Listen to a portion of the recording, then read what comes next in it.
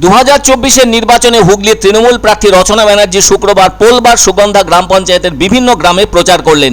আর এই জনসংযোগের এক ফাঁকে সাংবাদিকদের প্রশ্নের উত্তরে রচনা ব্যানার্জি জানান, আমি দিদির সঙ্গে আছি, দিদির পাশেও আছি, পশ্চিমবঙ্গের যাতে উন্নতি হয় তার জন্য লড়ছি। আর এখন আমি হুগলিবাসীর কথা বলবো, কারণ আমি হুগলিতে এসেছি, তাই হুগলির কথাই বলবো, হুগলির উন্নয়ন করব। তারপর কে কোথায় যাচ্ছে, কে কোথায় যোগদান করছে, কে কি বলে বেড়াচ্ছে, এত ভাবার আর বলার সময় নেই বলে জানালেন তৃণমূল প্রার্থী রচনা ব্যানার্জি। এদিকে রচনার প্রাক্তন স্বামী সিদ্ধান্ত মাহান্তি বিজেপিতে যোগ দিয়েছেন। এমন কথা শোনার পর প্রাক্তন স্ত্রী তথা তৃণমূল প্রার্থী রচনা ব্যানার্জি তাকে শুভেচ্ছা জানালেন। কেননা রচনার প্রাক্তন স্বামী সিদ্ধান্ত মাহান্তি ওড়িয়া সিনেমার একসময় সুপারস্টার।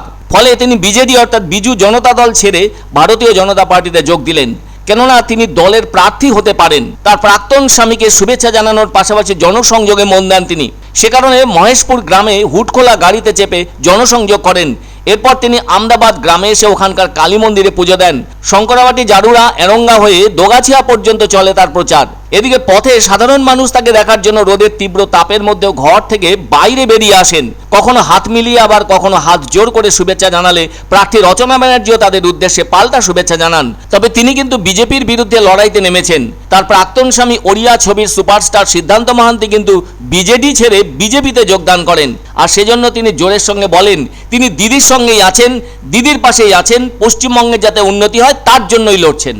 তবে এদিন কিন্তু রোদের তাপ যথেষ্ট বেড়েছে, তবুও প্রচার থেকে সরে থাকছেন না তিনি। সেই গরমের কথা স্বীকারও করেন তিনি।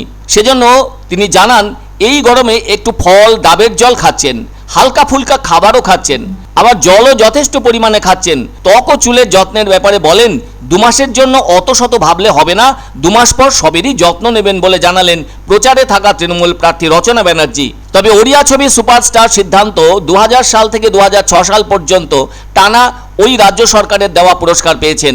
2009 সালে ওড়িশার ব্রহ্মপুর লোকসভা কেন্দ্র থেকে বিজেডির প্রার্থী হিসেবে জয়ী হয়ে সাংসদ হয়েছিলেন। আবার 2014 সালেও একই দলের হয়ে ফের সাংসদ হয়েছিলেন। পরে অবশ্য 2019 সালে আর প্রার্থী হননি। এদিকে রচনা ব্যানার্জি ওই স্বামীর দৌলতে সে সময় ওড়িয়া ছবিতেও অভিনয় করেছেন।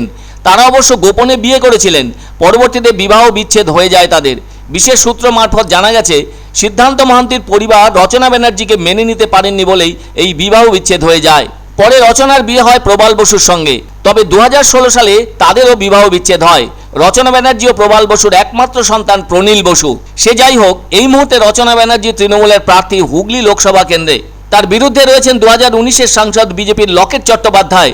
তবে লকেট অভিনয় জগতের অতি পরিচিত মুখ। ফলে এই কেন্দ্র থেকে 2 অভিনেত্রীর মধ্যে কে শেষ হাসি হাসবেন তার জন্য অপেক্ষা করতে হবে 4 জুন পর্যন্ত। দিদির সাথে আছি, আমি দিদির পাশে আছি, দিদির যাতে উন্নতি হয়, আমাদের পশ্চিমবাংলার যাতে উন্নতি হয়, আমি তার জন্য লড়াই করছি। আমার হুগলি, এখন আমি হুগলিবাসীর কথা বলবো, কারণ আমি হুগলিবাসীর জন্য এসেছি এখানে। আমি হুগলি জেলাকে উন্নয়ন করব। তারপরে বাকিরা কে কোথায় যাচ্ছে, কে কোথায় যোগদান করছে, কে কি বলে বেড়াচ্ছে, এত ভাবার আর বলার আমার সময়ই নেই।